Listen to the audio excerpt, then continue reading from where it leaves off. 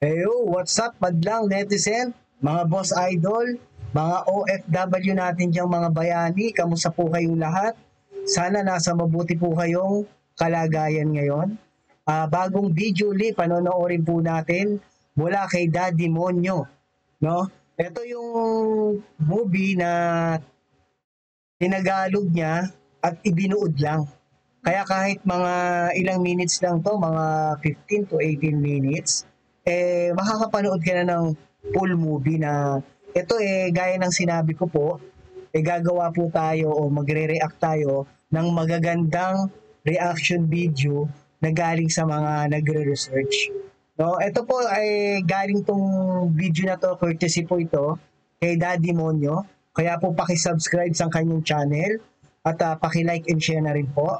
At ito po yung panonoorin natin, Labor Day, no? Maganda tong story na to. Talagang tuloy to pag napanood nyo ng kahit ilang minuto lang na mas lalo nating maiintindihan po dahil itinagalog po ito, no?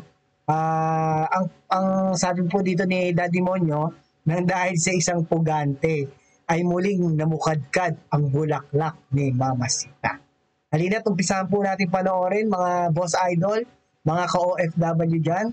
At bago po natin umpisahan, kung kayo po bago napadaan dito sa ating channel, sana po makahingi ng isang lambing po sa inyo na makapag-subscribe at pakihit na rin yung notification bell para pag palagi po kasi tayong gumagawa ng mga reaction video, everyday po tayo nag-upload para ma-notify ka ng libre. At libre lang naman po ito, no? Kagaya nito, ilalike lang natin. Ayan po. Naka-subscribe naman po ako eh. I-click nyo lang yan, subscribe din yung notification bell. Para nga every time na mag-upload tayo, manonotify po kayo ng libre at makakapanood po kayo ng mga gandang pinagsama-sama natin dito sa ating channel na mga reaction video. Halina't umpisahan po natin mga boss idol, mga ka-OFW natin dyan, mga bagong bayani. Kamusta na kayo mga kayami? Huwag na nating patagalin to. Simulan na natin ang palabas na pinamagatang Labor Day. Iikot ang ating istorya sa binatilyong si Peter at sa kanyang ina na si Jasmine de la Cruz. Mami, naging malungkot ang pamumuhay nilang mag-ina simula nang sumakabilang bahay ang kanilang padre de pamilya. Nung una ay kinukumbinsi si Peter ng kanyang ama na manirahan sa kanila kasama ng bago nitong pamilya. Subalit mas pinili ng binatilyo na samahan ng kanyang ina na nung mga panahon na iyon ay dumaranas ng matinding depresyon.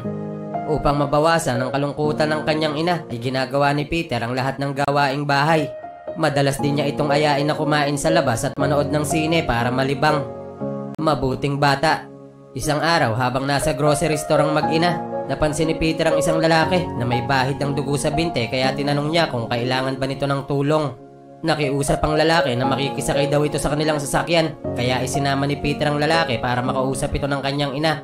Naisa nang tumanggi ni Jasmine, subalit hinawakan ng lalaki ang kanyang anak na para bang nagbabanta itong sasaktan si Peter kapag hindi nila ito tinulungan.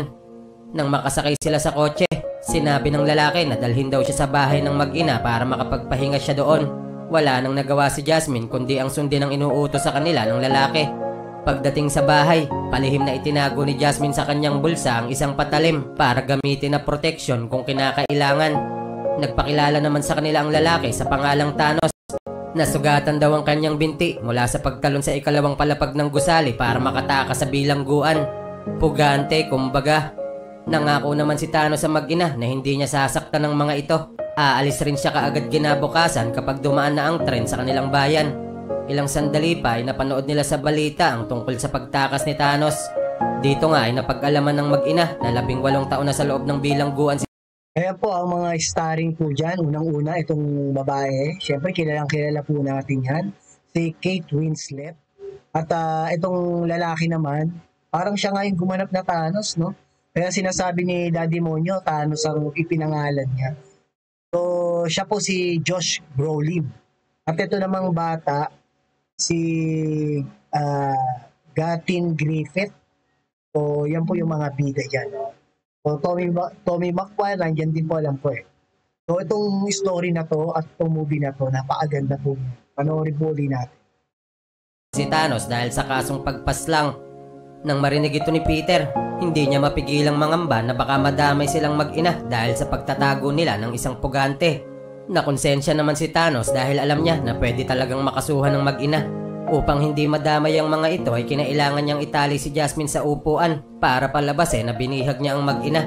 Matapos na igapo si Jasmine ay nagluto ng hapunan si Thanos para sa kanila.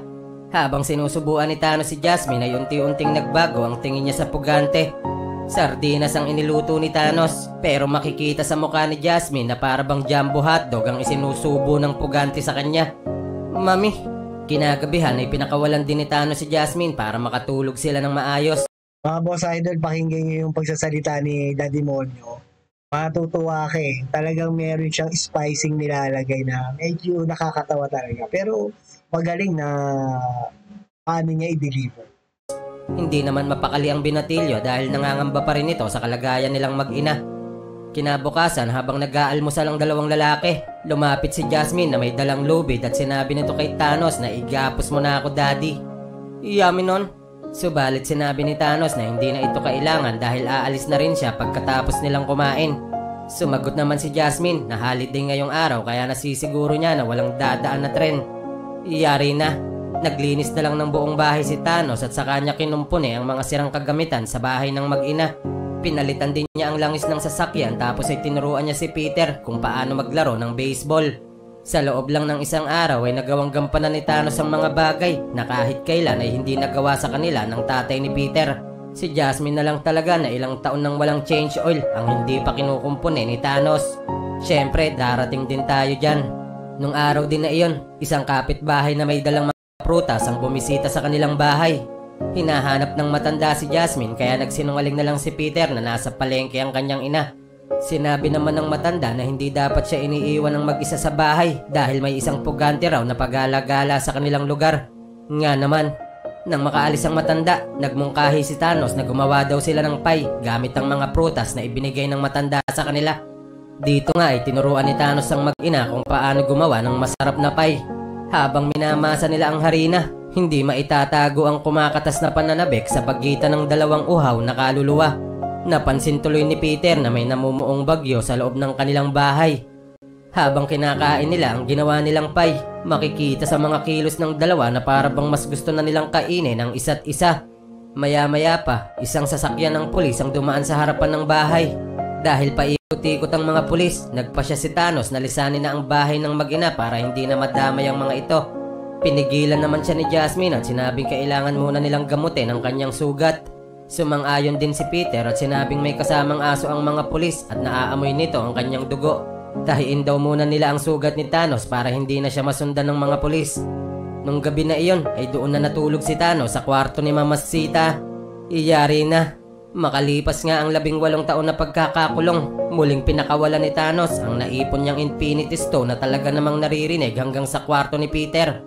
Ilang taon na ring hindi nadidiligan si Mama Sita kaya alam na nating lahat na nag-uumapaw yon. Mami, nanatili si Thanos sa bahay ng mag-ina at patuloy niyang ginampanan ang mga obligasyon ng isang padre de pamilya. Sa paglipas nga ng mga araw ay unti-unting nanumbalik ang mga ngiti sa mukha ni Jasmine. Nadidiligan na ang bulaklak kaya namumukadkad na ulit kumbaga. Mami, isang araw inutusan si Peter ng kanyang ina na lumabas para maggrocery. Dito ay nakilala niya ang isang dalagita na nagngangalang Mary Jane at sandali silang nagkwentuhan. Nang makauwi si Peter sa kanila ay nakalimutan niyang isarado ang pintuan. Isang kapitbahay na nagngangalang Marites ang bigla na lang pumasok sa loob ng kanilang bahay at hinahanap nito ang kanyang ina. Nataranta si Peter kaya dali-dali siyang tumakbo sa kusina upang tawagin si Jasmine. Makikisuyo lang pala si Marites na iiwanan muna ang kanyang anak na si Tonton dahil may kailangan daw siyang puntahan. Hindi sana papayag si Jasmine, subalit nagmakaawa si Marites kaya napilitan na rin siyang patuloyin muna ang bata. Dahil hindi naman nakakapagsalita si Tonton, nagpakita na rin si Thanos sa bata at inaya niya ang mga ito na maglaro ng baseball sa likod ng bahay. Sa unang pagkakataon nga ay muling nagkaroon ng sigla ang tahanan ng mag-ina. Natagpuan nila sa isang pugante ang tunay na pagmamahal at pag-aaruga ng isang padre de pamilya. Pagbalik ni Marites sa bahay ng mag-ina ay sakto namang ipinapakita sa balita ang tungkol kay Thanos. Sinubukan itong sabihin ni Tonton sa kanyang ina pero mabuti na lang at hindi ito maintindihan ni Marites. Nung gabi rin na iyon, narinig ni Peter ang dalawa na pinag-uusapan ng tungkol sa paglipat sa ibang bansa. Sinabi pa ni Jasmine na hindi daw siya papayagan na ilayo si Peter sa tunay nitong ama. Dahil dito ay napapaisip si Peter kung plano na ba siyang iwanan ni Jasmine sa kanyang ama para sumama kay Thanos. Kinabukasan, inutusan si Peter ng kanyang ina na magsaliksik sa library kung maganda bang manirahan sa bansang Canada.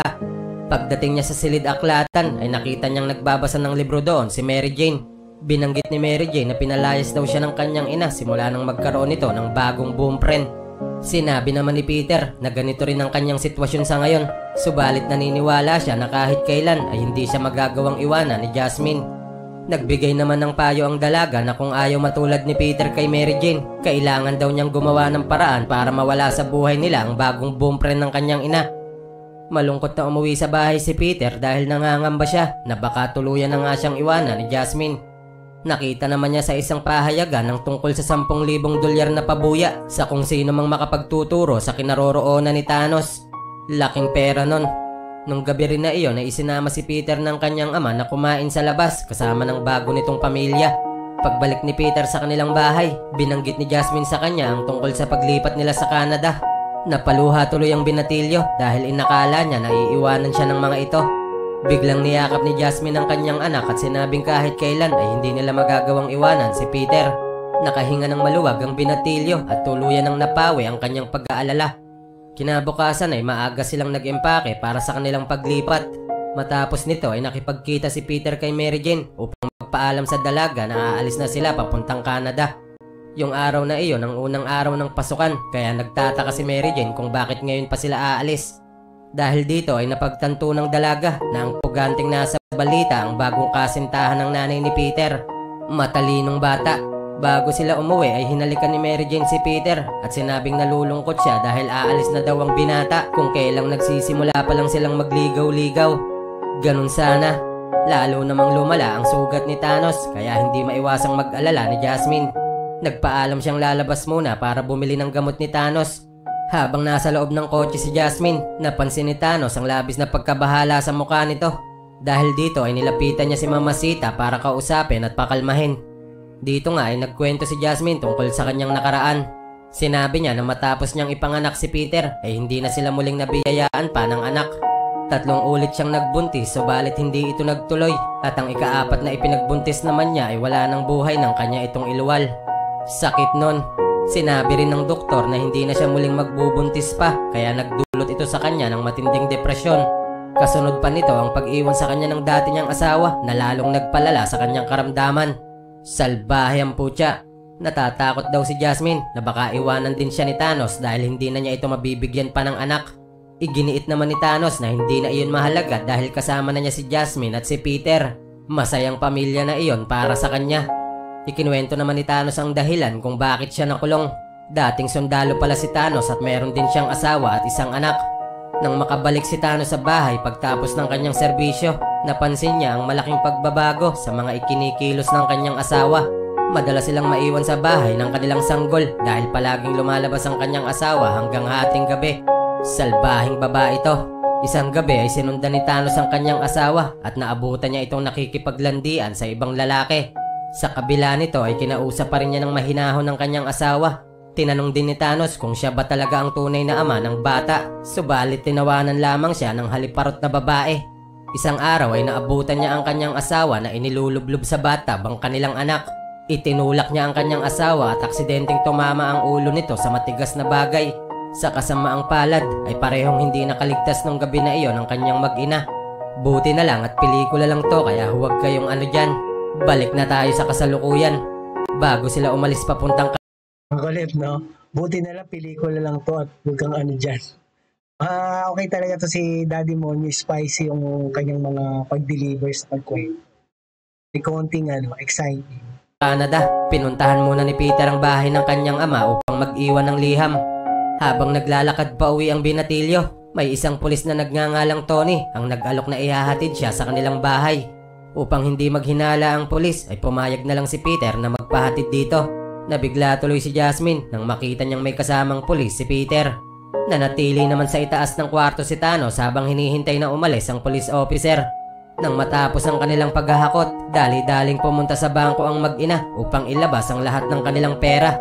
Habang tinatanggal naman ni Thanos ang mga ilaw sa bahay, bigla na namang pumasok sa loob ng bahay ang walang pakundangan na si Marites. Nagbigay si Marites ng pagkain bilang pasasalamat kay Jasmine sa pag-aalaga kay Tonton. Kinuha ni Thanos ang pagkain at kaagad din namang umalis si Marites. Subalit alam ni Thanos sa kanyang sarili na nakilala siya ng tsismosang kapitbahay.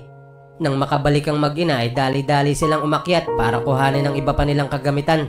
Bago pa man sila makaakyat ay narinig na nila ang mga pulis na papunta sa kanilang direksyon.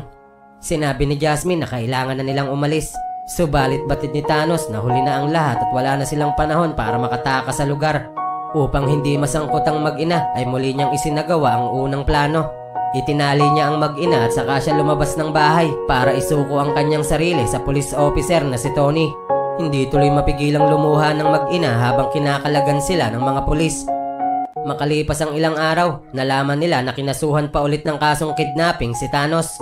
Pinuntahan nila ang opisina ng prosecutor upang sabihin na mabuting tao si Thanos at hindi sila nito ginawa ng masama. Iginiit naman ng prosecutor na kung hindi sila kinidnap ni Thanos ay lalabas na itinago nila ang pugante. Isa daw itong krimen na pwedeng maging dahilan para mawala sa kanya ang kustodiya ng kanyang anak na si Peter. Tuluyan nang nakasuhan si Thanos ng kasong kidnapping kaya nadagdagan pa ng 25 taon ang kanyang sintensya. Tagal nun, hindi rin siya pwedeng dalawin ng mag-ina sa kulungan dahil mabigat ang kanyang naging kaso. Makalipas lang ang ilang buwan ay muling nabaon sa depresyon si Jasmine kaya ibinigay na niya ang kustodiya ni Peter sa dati niyang asawa. Sa paglipas naman ng panahon ay patuloy na napakinabangan ni Peter ang lahat ng itinuro sa kanya ni Thanos. Kasama na dito ang pag-aayos ng sasakyan, ang paglalaro ng baseball sa senior high at ang pagluluto ng masarap na pie para sa kanyang ina. Nang matapos ni Peter ang kanyang pag-aaral, nagtayo siya ng negosyong bakery at pinangalanan niya ito ng Peter Baker. Ang specialty nila dito ay ang masarap na pie na itinuro sa kanila ni Thanos. Hindi nagtagal ay nakilala sa kanilang bansa ang Peter Baker kaya nakita ni Thanos mula sa isang pahayagan ng tungkol dito. Sinulatan ni Thanos ang mag-ina at sinabing ipinagmamalaki niya si Peter sa narating nitong tagumpay. Binanggit din ni Thanos na malapit na siyang makalaya kaya hindi na muling malulungkot pa si Mama Sita. Nang sumapit ang araw ng paglaya ni Thanos ay matyagang naghintay sa labas ng bilangguan si Jasmine. Makalipas nga ang ilang taon na pananabik ay muli nilang nasilayan at nahagkan ang kanilang pinakamamahal. Dumiretso ang magkasintahan sa isang bahay kubo. At doon nga ay tuluyan ng binasag ni Jasmine ang natitirang lakas ng Infinity Stone ni Thanos. Happy ending to kumbaga. Laging tatandaan na kapag nakakita ka ng isang lalaking sugatan, huwag mo na lang papansinin at baka maging stepfather mo pa yan. Dito na nga po nagtatapos ang ating kwento na talagang kwento lang. Magkita-kita tayo ulit sa susunod na lokohan. Ayun, salamat din at happy ending. Maganda yung story. Medyo kahit maikli lang dahil ibinuod nga, itinagalog kaya mas lalong naintindihan natin lahat.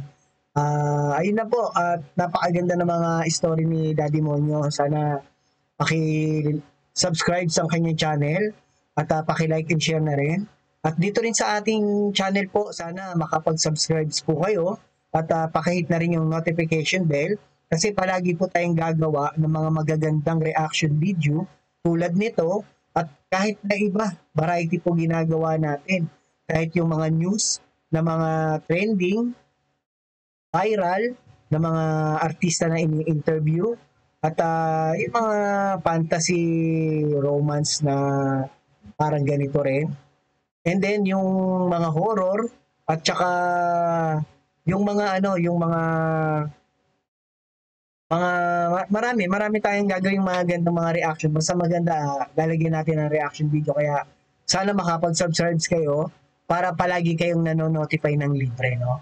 Ayun lang po at maraming salamat po uli sa panonood ninyo. Ito po muli si Tio Paeng ang nagsasabing, life is short, be happy, and world peace.